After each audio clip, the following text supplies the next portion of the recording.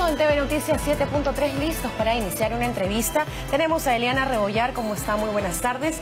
Ella es adjunta para los derechos de la mujer de la Defensoría del Pueblo y vamos a tocar un tema que nos importa a todas y a todos también, y es el acoso a raíz del fallecimiento lamentable de Ivy Ágreda, que fue un feminicidio que inició con un acosador que de repente nadie se dio cuenta y nadie pudo denunciar a tiempo para evitar esa tragedia, pero que podemos hacerlo por diferentes mujeres. ¿Cómo está? Buenas tardes. Y es que las cifras nos dicen que el 74% de mujeres entre 19 y 29 años ha sido víctima de acoso alguna vez. Es una cifra realmente alarmante, señora Rebollar. Rocío, buenas tardes. Efectivamente, el tema del acoso es una forma de violencia que no está muy visibilizada en nuestra sociedad como una agresión permanente, generalmente a las mujeres, aunque no deja de tener impacto en varones también en una proporción muy mínima. Esto es importante señalar porque el caso de Ivy definitivamente nos pone en cuestión el tema del hostigamiento, primero laboral del que fue objeto y luego en la unidad móvil donde ella es quemada. ¿Qué pasa con el tema del acoso en términos legales? Existe una ley, que es la ley 30.314, que ya tiene como 3 años de vigencia, que establece una serie de responsabilidades a instituciones. Por ejemplo, en el ámbito administrativo, las municipalidades tienen una obligación legal de regular a través de ordenanzas el tema de prevención y multas para aquellos establecimientos y lugares de construcción de obra pública donde se pueda ocurrir estos hechos, y necesariamente se tiene que hacer una labor, por un lado preventiva, poner carteles de que en esos lugares no se acosa a las mujeres, y si esto ocurriría, imponerle sanciones. Para eso tienen fiscalizadores. ¿Cómo funciona? Son 14 municipalidades del total de 43 distritos de Lima que cuentan, atención, con una ordenanza contra el acoso. Pero, ¿cómo es que funciona? ¿Quién fiscaliza?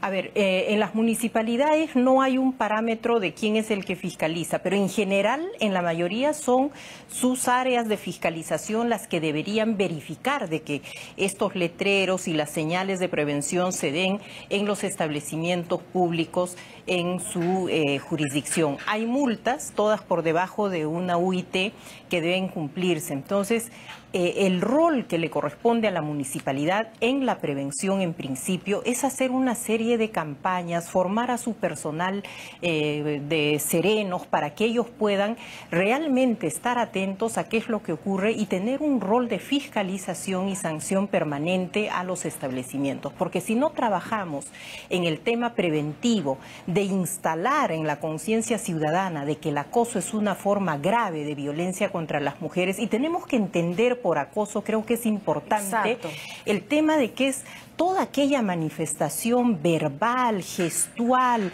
o de acercamiento que tenga contenido sexual. Las mujeres permanentemente son expuestas por una persona, generalmente varón, o un conjunto de varones que emiten silbidos, frases subidas de tono, hay acercamientos, sonidos, incluso se llega a la masturbación, al tocamiento. Entonces son conductas que definitivamente a una mujer le dañan en su dignidad. Y ahí va el machismo, ¿verdad? Porque muchos dicen, pero es un piropo, para mí es normal, ¿qué más quieres? Hemos escuchado muchas veces y como usted lo menciona, o sea, nadie pide a una persona ni que le digan un piropo, ni que hagan este tipo de sonidos, que generalmente lo hacen cuando están en grupo, ¿no? Que se sienten más valientes, más imponentes, frente a una mujer que camina, no importa la forma en que esté vestida en realidad.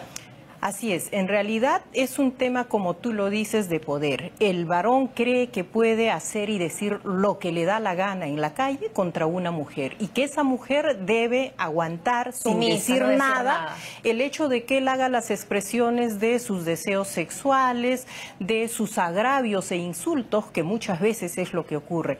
En este sentido, creo que hay que ser enfáticos, y cuando el presidente dice que se declara de interés nacional el tema de trabajar en el tema de la violencia, hay que hacer el llamado a esos alcaldes y decirles: pónganse a trabajar. Si ustedes creen que las mujeres tienen una valía en este país, inmediatamente saquen a sus equipos, exijan que la norma esté, hagan campañas sostenidas. La mujer que puede ir a denunciar un hecho de esta naturaleza, que dicho sea de paso, la norma dice que la mujer tiene que rechazar o demostrar que no estuvo en condiciones de rechazar. Entonces, el rechazo debe quedar a la saga para poder ir y denunciar, pero esta denuncia es para que le impongan sanciones administrativas. Entonces, en los municipios. En los municipios. ¿Cómo debo hacer eso? ¿Hay un protocolo, digamos, hay que llenar un formulario? ¿Qué pasa si es que una mujer es acosada en alguno de esos 14 distritos que sí cuentan con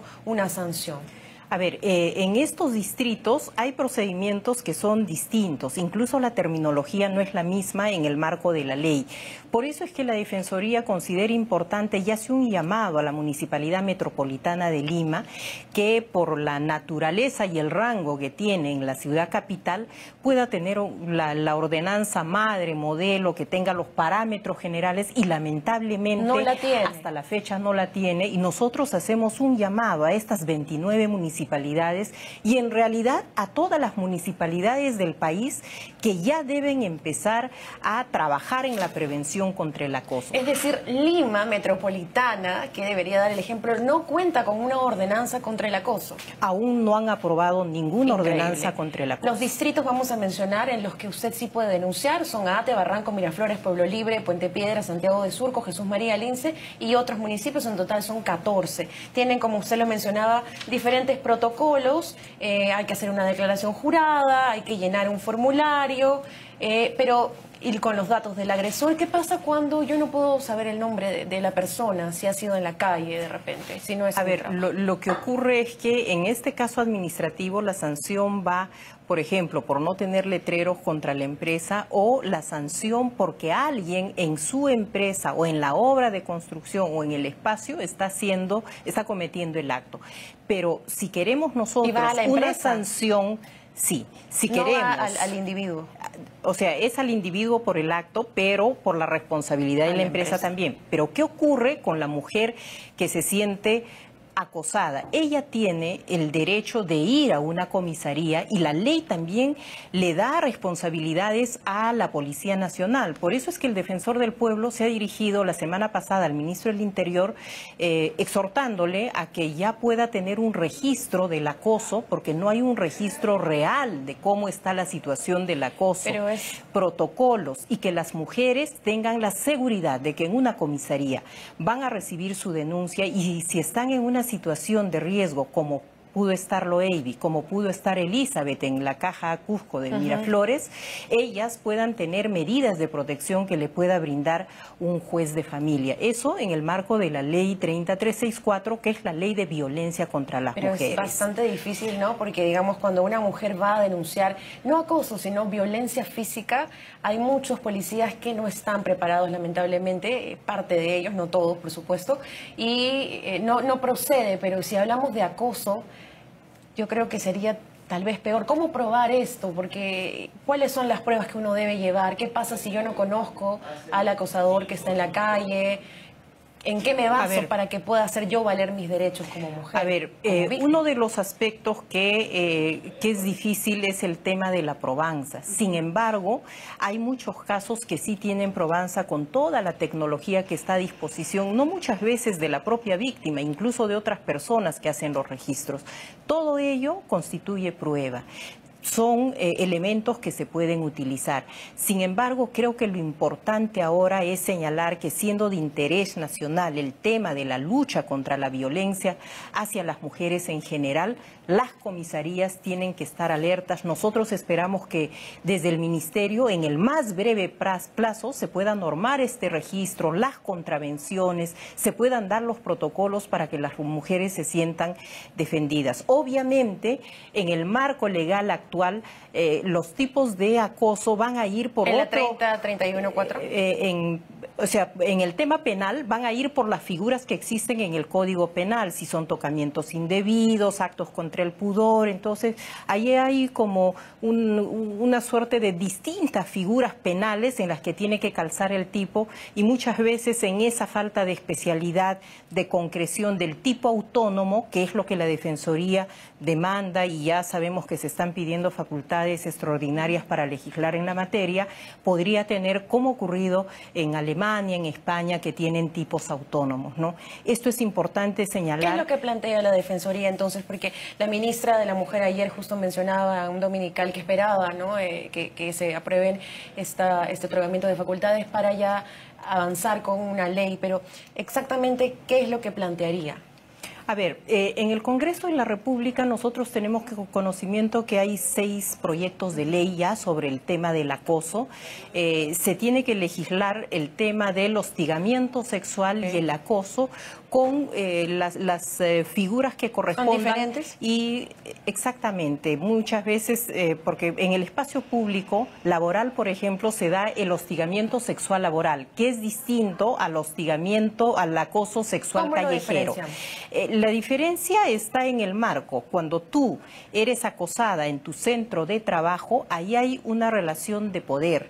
Es generalmente un varón, sin que necesariamente siempre lo sea, el que tiene un vínculo de relación que acosa a la persona con el objeto de chantajearla sexualmente, por mantenerla en el puesto. Exactamente. Invento algo de Pero ti. la norma también establece el acoso ambiental, que se da entre iguales, en los cuales no hay la relación de poder, pero la mujer se ve invadida, se ve violentada cuando un compañero de trabajo le hace propuestas, tocamientos, se acerca más de lo debido, le manda besos, es decir, la tiene hostilizada en el trabajo por su condición de mujer, y cuando ella, esto es importante señalar, ha rechazado la conducta. Es decir, el hecho de que ella acepte tener una relación libra la figura del acoso. Entonces, la Defensoría del Pueblo en esta materia ha hecho una supervisión en gobiernos regionales y en gobiernos nacionales. Hemos visto que, por ejemplo, el Ministerio de la Producción, el Ministerio de Salud, el Ministerio de Cultura aún no tienen directivas internas para tratar este tema. Entonces, para nosotros es importante que el presidente de la República haya dicho que este tema es de interés nacional, porque creemos que todos, desde todos los flancos en el Estado, tienen que ponerse ya a trabajar en las diferentes formas de violencia contra las mujeres. Actualmente, ¿cuáles son, digamos, dentro de esta ley que ya existe, cuáles son las sanciones penales? Bueno, son diversas, ¿no? Hay desde faltas contra las buenas costumbres, existen el tema de los tocamientos indebidos, el reglaje, el seguimiento. Sin embargo, ya hemos visto en caso de periodistas que no han podido probar, personas absolutamente empoderadas y que tienen toda la claridad. ¿Qué pasa con de la gente poder, en Puno, en exactamente, Cusco, en el interior del país, donde no hay dónde denunciar, donde hay pocas comisarías, donde de repente no cuentan con internet? Es muy difícil. ¿Hay cifras? ¿Tenemos cifras?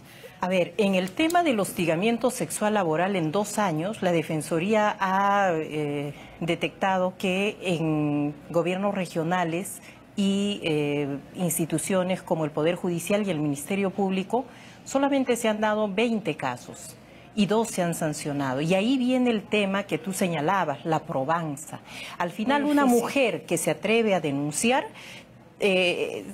toda la carga de la prueba se le invierte, y como esto no se da en un espacio público, no hay testigos de ello, porque el acosador tiene una personalidad tan perversa que busca la forma de dañar, de lacerar, de hacer sentir mal a la mujer y de imponer su poder. Entonces, en estos casos, ya la legislación canadiense de Estados Unidos ha avanzado en el tema de, permíteme señalar eso, en el tema de la perspectiva de la víctima. Es decir, esa mujer cómo se siente con los actos que esa persona comete y que definitivamente van a dañar y el peligro su dignidad. Finalmente, estamos corriendo con el tiempo, pero finalmente, señora Eliana Rebollar, ¿cuál es el mensaje a las mujeres que en estos momentos se dan cuenta que son acosadas? ¿A dónde acudir? Tenemos la línea 100 del Ministerio de la Mujer, la Defensoría del Pueblo, las comisarías. ¿A dónde más acudir para que no haya otra Evia Agreda? Y estemos a ver, yo haría un llamado a las mujeres del Perú para que puedan acudir a las instituciones que son las instituciones llamadas a defender a la mujer. La línea 100, el Ministerio de la Mujer, la Policía Nacional. Sin embargo, cuando estas instituciones no reciban como debe ser su denuncia, tienen todo el derecho y nosotros estamos para defenderles en la Defensoría del Pueblo. Estamos en la línea gratuita que tenemos, que es la línea 0800 15 170, repito, 0800 15 170. Ahí nosotros podemos dar la orientación o el acompañamiento para que estos casos empiecen a tener registro y sanción como corresponde. Muchísimas gracias. Entonces esperemos que si usted es víctima de acoso, haga su denuncia, no tenga miedo, no tenga vergüenza y denúncielo antes de que sea demasiado tarde. Muchísimas gracias. Entonces hacemos una pausa y regresamos con más noticias.